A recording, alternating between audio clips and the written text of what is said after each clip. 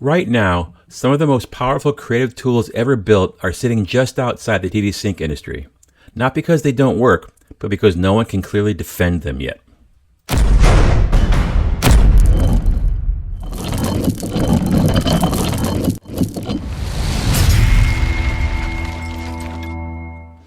Hey everyone, Paulie from Yo Paulie Music here. If you're a sync composer right now, there's probably one thing that feels increasingly strange. AI music tools are getting better, faster, and more useful.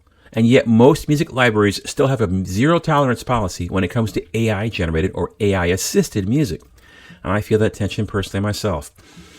As someone who comes from an IT engineering background and now works as a sync composer on the side, I spent a lot of time learning how tools like Suno can dramatically speed up workflows and creative exploration. But here's the reality. None of the libraries I currently write for accept AI-assisted music, so I haven't even pitched any of it yet. That disconnect is frustrating for composers, but it didn't come out of nowhere. This video is the first in a short mini-series where I want to slow this conversation down and look at it calmly and realistically. Not emotionally, not ideologically, and definitely not with finger pointing. Today, we're going to talk about why libraries say no, especially from a legal and business perspective, and why that hesitation is actually understandable, even if it feels limiting from the composer's side. So to understand the current stance from libraries, you have to rewind a bit.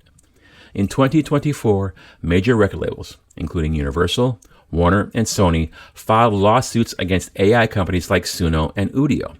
The core claim was that these models had been trained on copyrighted music without permission, and that mattered a lot.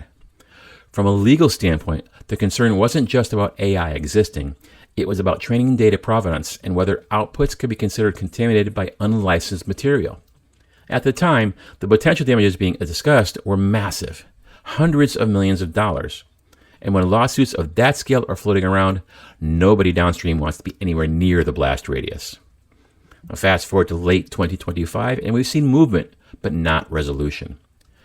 Universal reached a settlement with Udio that included licensing elements. Warner followed with settlements involving both Suno and Udio, with a focus on compensating songwriters and exploring future partnerships. Sony's cases, at least of now, are still ongoing. So yes, things are evolving.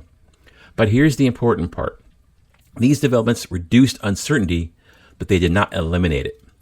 From a library perspective, there's still no bright line rule that says this AI-assisted track is unquestionably safe. And libraries don't get the benefit of optimism.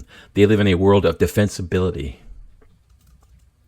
This is where I think composers sometimes misread what's happening. Most library owners are not anti-technology. They're not anti-composer either, and they're not just ignoring reality. They're managing risk on behalf of networks, studios, advertisers, and platforms that are far more conservative than we are.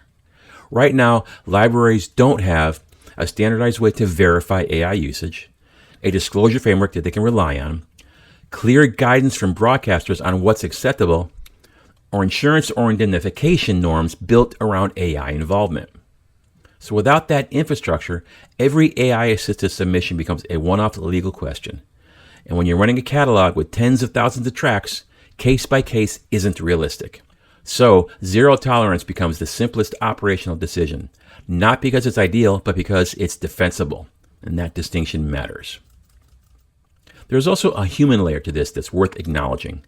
Many library owners come from deep musical backgrounds. They care deeply about authorship, craft, and creative integrity. For some, AI feels less like a tool and more like a threat to something personal. As a composer, I get that. Music isn't just output, it's an identity. So when AI enters the conversation, the reaction isn't only legal, it's emotional. And that doesn't make anyone irrational, it makes them human. At the same time, I do think it's important to separate tool usage from authorship. AI doesn't automatically replace creativity, but without guardrails, it can feel like it does. And that's where the discomfort comes from. No villains here, just an industry trying to protect what it values while the ground shifts underneath it. Now let's talk honestly about where this leaves composers. We're being asked to deliver more music, hit tighter turnarounds, cover wider stylistic ground, and provide endless alt mixes and revisions. At the same time, tools that could help us do that efficiently are effectively off limits for us.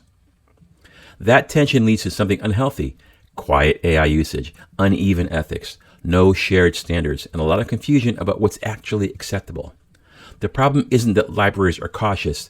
The problem is that there's no framework that allows caution and progress to coexist. So, if you take nothing else from this video, take this. Libraries aren't saying no because AI is inherently bad. They're saying no because they can't defend a yes yet. That's not a philosophical problem. It's a structural one. So in my next video, I want to talk about what's missing. Specifically, how disclosure and clear boundaries could create a path forward that protects libraries and gives composers room to work responsibly. So if you're a sync composer navigating this right now, I'd love to hear how you're thinking about it. This conversation needs nuance, not noise. Thanks for watching. Now go make something great.